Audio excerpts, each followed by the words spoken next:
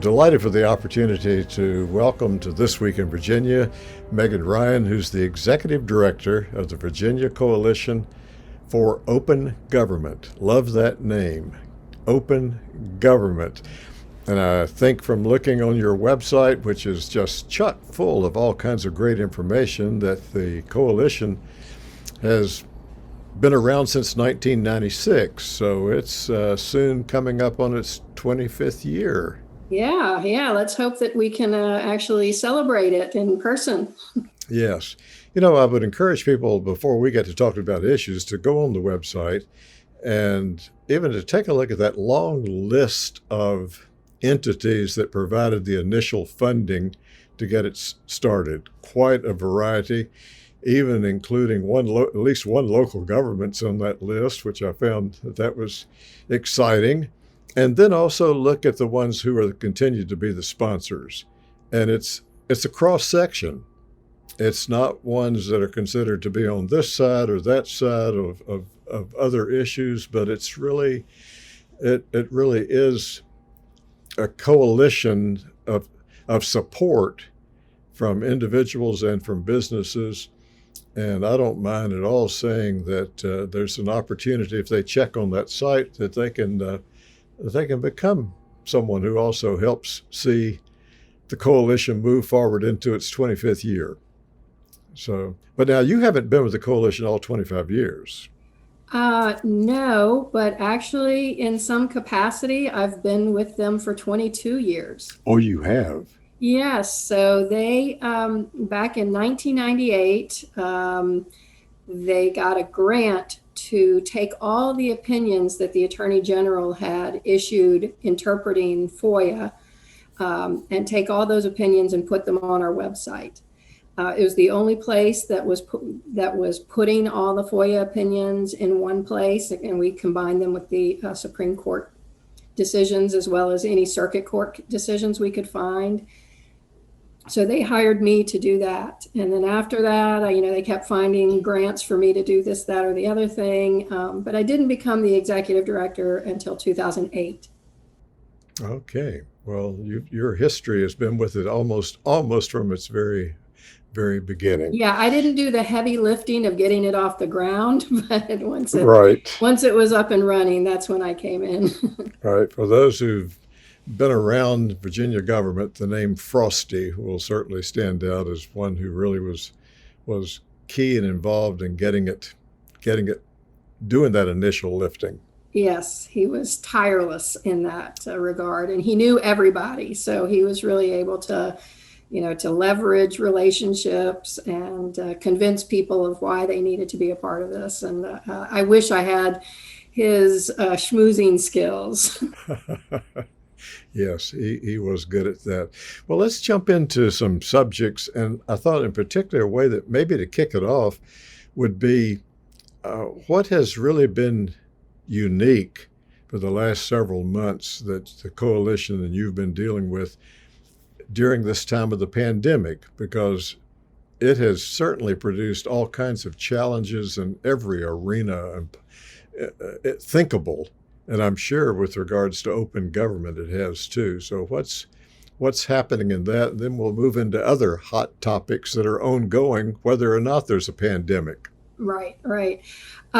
So the biggest issue was what happened to the ability of local governments in particular, but certainly all public bodies, to meet in person or in any other capacity once the emergency order went into place. And so for those first few weeks, the effort was the current rules don't allow public bodies to meet to talk about anything except the emergency, which is fine when you meet electronically and through Zoom and so forth. But which was fine when we were talking about emergencies like a tornado or a hurricane or a flood or something that, was more temporary, but would disrupt the flow of government. And so when we're dealing now with this, with the emergency order that prohibited gatherings over a certain amount, and you had people in vulnerable populations, who were members of public bodies. Suddenly you needed a way for them to be able to meet together. So that was really the big focus those first couple of months, is figuring out how to let local governments meet without compromising public access as well. So there were a lot of steps along the way, and we kind of, I think it's kind of gone and gotten into a bit of a rhythm. People understood the promise of electronic meetings, meaning that a lot of more of the public could now participate, but also realized a lot of the drawbacks of all virtual meetings, and just the interactions are more difficult, and it's harder to interact with that public when you're doing it virtually. So it's still a work in progress, but I think everybody really, really worked hard to try to come up with some sort of balance that kept safety and health of everyone in mind, but also made sure that the public was still able to observe the work of the government.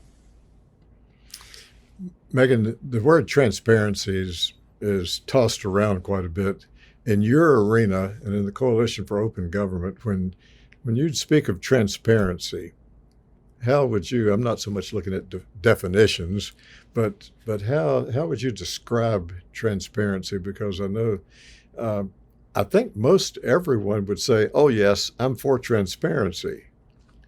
Right. I think where my definition tends to differ from what I hear talked about at the local and at the state level in the General Assembly is when government tends to talk about, we're doing this to be transparent, they're talking about their choice of what to provide access to. We want to be transparent, so we're going to let you have access to this record or this meeting or this information. What I see as transparency is when the citizens and the news media and the, even, business interests, they get to decide what it is they want to see. And those two sometimes thankfully align, but a lot of times what the public wants to see is not what the government is saying that they want to proactively disclose. So to me, the more transparent someone is the more willing they are to turn over things that they are being asked to, and not coming from their choice to do it. That made sense. Yes, it does. I suppose that talking about the tensions between what government wants to allow is why even in the code you can find all kinds of exemptions from the Freedom of Information Act. Exemptions, I would imagine some that you think shouldn't be there. Maybe that many of us might think shouldn't be there, but where the legislature has deemed that would be not accessible.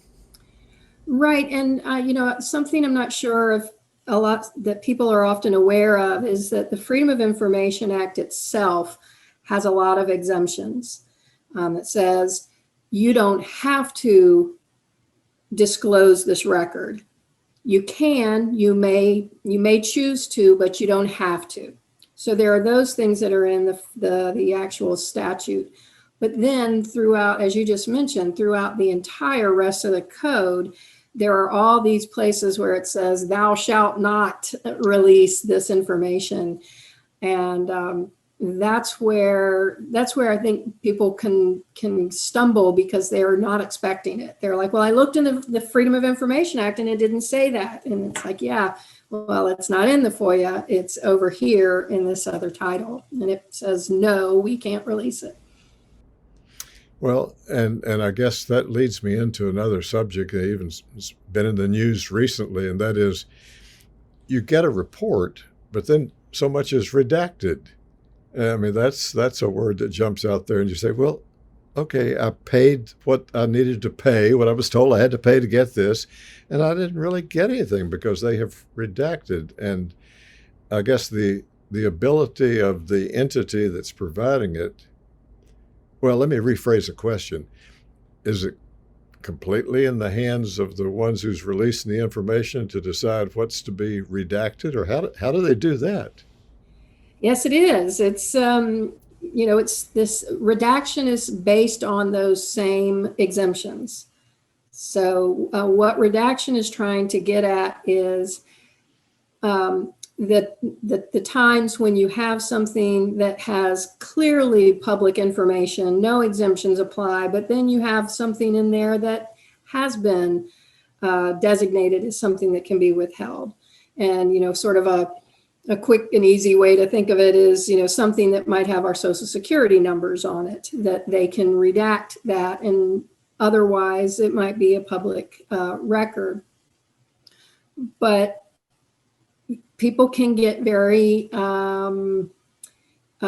exuberant in their use of that black pen to redact information. And, that just goes back to that transparency, is that, there are certain things that can be redacted, but they don't have to be redacted.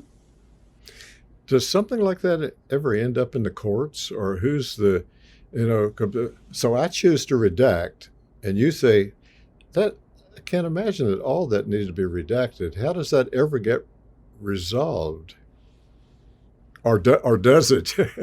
Well, there's two relevant cases that that I'm thinking about, and one was so several years ago, Senator Scott Survell had asked for some records from the Department of Corrections. And the Department of Corrections, they had to do with a lot of policies. And the DOC said it didn't want to release certain records and wanted to redact others. And I can't remember the exact contours of it, but it ended up with a ruling that said essentially that the Department of Corrections didn't even have to redact, they could just withhold the entire thing. And that prompted the FOIA Council to come up with some language that did make sure that people understood that if you can redact, if a redaction is an option instead of withholding, that it shouldn't be just withholding or disclosing, that if you can redact something and still disclose the rest, that's what you should do. And more recently, there have been challenges to the Virginia State Police by reporters seeking records related to the Unite the Right rally. And right now, a judge has ordered the state police to disclose certain records that have been redacted. And so they've argued in court about how much should and how much shouldn't be redacted. And they've also been arguing about how they should redact it. Should you redact it with a black pencil, or should you delete the paragraph so that you end up with white space? So that's still ongoing. But yes, redactions, the short answer is redactions have gone to court before. Do you get complaints at times about the amount that's being charged when someone is trying to get materials? I mean, there is a standard, isn't there, about what they can charge? And I mean, I've heard of some, and you've heard of many probably, that how did it get to be that expensive? Yeah, charges have become a real problem. I did some research not too long ago to just sort of characterize what other states do. And Virginia is one of only 9 states that allows for, it has to be the actual charge, it has to be reasonable, but other states that allow, people to charge for the labor involved, to search for records or something, they have limits on how much can be charged in that regard. Virginia is one of only 9 states that doesn't put any limits on how much labor can be charged. So you can sometimes be getting people who are making $120,000 a year charging their annual salary to fill a FOIA request. And that can add up, very quickly. On the other hand, one problem that's sort of out of the control of these government officials is that people increasingly want access to emails. And searching emails across many different people in a big agency or locality for certain keywords, it starts ratcheting up the number of records that are responsive to that request. So you've just got, where we, like, it's so quaint, but 20 years ago when email was just starting, we were like, oh, I have 100 emails, I can search those. But now we all have 100 emails a day. And so just the number of records has exploded. And so trying to go through those records to respond to a FOIA request, the charges just start going up and up and up. You mentioned email, and that leads to something else I wanted to ask you about, because on your website, there's something that really jumps out. I think it might even be in italics. It says something like, this state has a policy that requires all state business to be conducted by state email. And then I think that's hot linked, and you can read the article on it. So I guess what you're telling me, and maybe telling us all, is that not every state requires that state business be conducted on state email. No, and the story that you're referring to was from Michigan. There was a settlement of a case that had been going on for a couple of years involving the Attorney General, where they had the Detroit News had asked for records, and the AG had been using a non-governmental email address. Now in Virginia, that means that even if it has to do with public business, if it's on your Gmail account, you still have to turn it over if asked for it. As I recall, Michigan does not have that rule. Michigan has a rule that just says whatever you do on your government account has to be disclosed or is subject to disclosure. And so that policy statement was something new. It was to say, don't try to get around your public records law by doing your business over here on your private accounts. But I think it would be an important policy statement here in Virginia too, just because you have a central place that you can go rather than trying to find everybody's Gmail account or, what they got on text, their personal phones and what their home computers, just keep everything in one place. Yes. Yeah, for transparency, that would, I see where you're going. Now, let me ask you about something else, because I have often been asked, and sometimes I've been the one asking the question, and that is this motion that can be made to go into executive session by public bodies. And then when they come out, they just have the motion that nothing occurred that wasn't in accordance with the motion that they went into executive session. Is the Coalition for Open Government and is Megan Rhyne kind of comfortable with that process, or does that sometimes possibly get abused? Well, something that the coalition has advocated for in the past, and I would still love for someone to pick it up, is the recording of minutes in a closed session, or not either the taking of minutes or the recording of a closed meeting session, not for use to disclose it anytime anybody wanted, because that would defeat the purpose of having a closed meeting, but to ensure that if there were a question that came up later, as was the case out in Smith County, in a decision that the Virginia Supreme Court made earlier this year, they said that the Smith County Board of Supervisors talked about stuff they shouldn't have talked about in these closed sessions, but the public never got to see that. They get a court ruling that says, you were right, citizen. You didn't get to see what you should have been able to see, but it's gone. There's no way for them to get that back. And so I'd like to see minutes or meetings recorded so that they can verify, a judge could verify that things were done as they were supposed to be done. But certainly it's subject, the topics and the discussions held are certainly ripe, for abuse, just as withholding records is. Hopefully people aren't doing it, but certainly possible.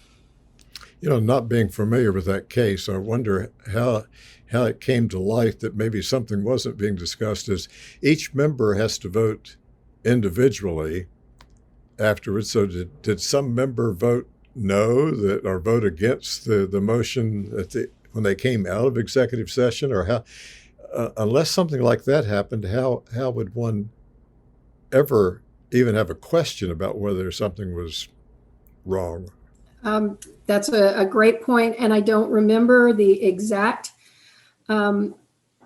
contours of that case of how it came to light, but you're definitely hitting on the fact that it's ultimately probably going to have to come from a rogue member. Mm-hmm. And for either someone who says they're not going to certify the meeting when they came out, or who tells someone after the fact, I think that was a little off. I know there was a case from Rappahannock County that relied on, another member saying, telling that someone else, I don't think that was right. So otherwise, I don't know how you would find out. Mm-hmm. You don't know what you don't know. That's right. Well, Megan, I've been firing questions your way. Let me back up a little bit right now and say, what are some other issues or topics that before our time runs out that you would like on behalf of the coalition to tell us about?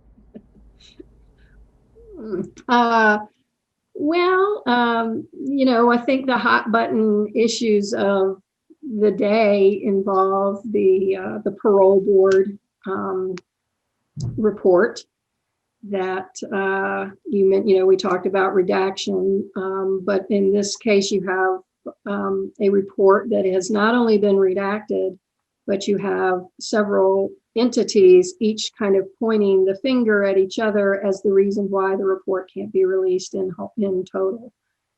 And I'm certainly looking forward to some increased transparency in that regard. I know that there was a bill during the special session to at least make parole board votes more public, and I believe that's going to come back in the next session. And so that's something that I'd like to see corrected, but I'd also just like to see the report released rather than people saying that they can't release it. And the virtual General Assembly session is going to be, something to be really concerned about, not just as a lobbyist, but as how the public's going to be able to follow the subcommittees, how that's going to work with bunch of different meetings going on at the same time, and how you handle that. Yeah, that's going to be a tremendous challenge from the technology side of it, as well as from the ability of general public to be able to navigate from one site to another site to get in on meetings. And then oftentimes I would think that the challenge that they would have in being able to provide any kind of public testimony. So it's going to be extremely challenging. Right. I mean, and I think, I understand we're in a, unique situation, but one of the things that is lost in doing it virtually, and this is at the local level and it's at the General Assembly, is when you're doing it in person, there is interaction that goes on beyond the actual, process, the official procedure. There are people seeing each other and saying, oh, okay, that guy is an ally, or that guy is an adversary, and I need to work with this person. You can tailor your comments a lot to what has been said and who is going to speak. You see the interaction of the members amongst each other. The members then also get to see the public, get to see their reactions to what's being said. They get to see that there are 15 people here who are, all together, even if only one of them speaking, that they represent 15 people. And this, there's just a lot of visual processing that goes on in the advocacy process. And that is what we will lose. And I'm really pretty, not concerned, but I'm concerned about what that will do to the ultimate decision making. Well, it's coming up on us before long, and it will be happening. And I think that could say a word of encouragement to the public to start learning the process of how you get onto meetings. If they go to the LIS calendar, and we'll put that address up too, they can see that there are meetings taking place here in December and then going into early January before the session, and can, even if it's not a meeting that they really want to be attending the entire time, to kind of check it out to see what's the process of doing that. And because it certainly will be a challenge. So-called lobby days will be radically different, to be sure. Yeah, I don't know how they'll do it. Everyone's going to go stand out in front of the Science Museum, I guess. Right. And the House standing out in front of 100 different locations would be a challenge too.